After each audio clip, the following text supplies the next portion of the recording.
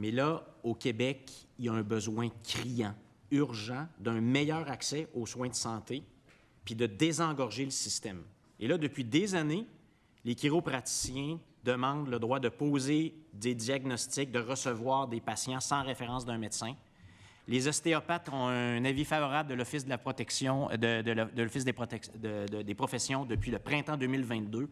Les paramédics ont déposé le 16 novembre 2020 une demande d'encadrement. Ça, dans le domaine de la santé, c'est tous des façons d'accéder plus rapidement à des soins de santé. Alors, au-delà de ce besoin de réforme globale, est-ce qu'il n'y a pas des petits pas qui devraient être posés de manière urgente?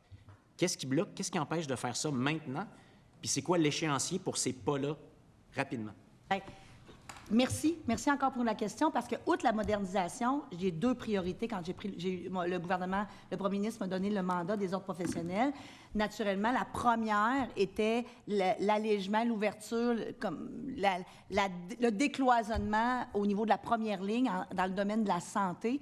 Tous les exemples que vous avez nommés, ce sont des exemples pour lesquels on travaille, moi et mon collègue en santé. Et dans le prochain projet de loi, le premier, là, celui très proche, entre autres sur l'allègement sur le système professionnel, il va y avoir quelques pas de fait en matière de santé. Je ne peux pas vous les annoncer immédiatement. Je vais garder le dépôt du projet de loi, mais sachez qu'on travaille aussi pour ce que j'appelle les gains plus rapides en matière d'ouverture de la première ligne et d'intégration. Il y a des choses plus complexes. On l'a fait avec l'orthodontie, on l'a fait avec les IPS, on l'a fait avec les pharmaciens à l'époque où on leur a donné un peu plus de pouvoir. On continue. Vous comprendrez qu'il y a des champs plus complexes à élargir quand on donne un champ à quelqu'un d'autre. Souvent, on empiète dans le champ de quelqu'un déjà existant.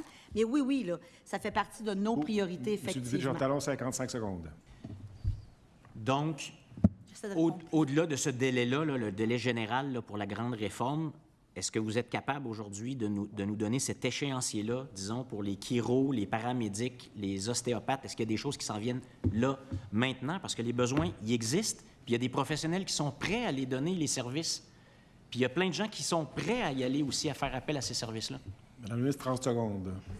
Tu dis, je ne vous dirai pas à ce stade-ci s'ils font partie de quelle vague ils vont faire partie, mais ils font partie des champs qu'on est en train de regarder avec attention. Très bien. Il me reste combien de temps? 17 secondes. Le temps de me saluer. Merci, ça m'a fait plaisir. Merci. Merci. Merci beaucoup, M. le député Jean-Talon.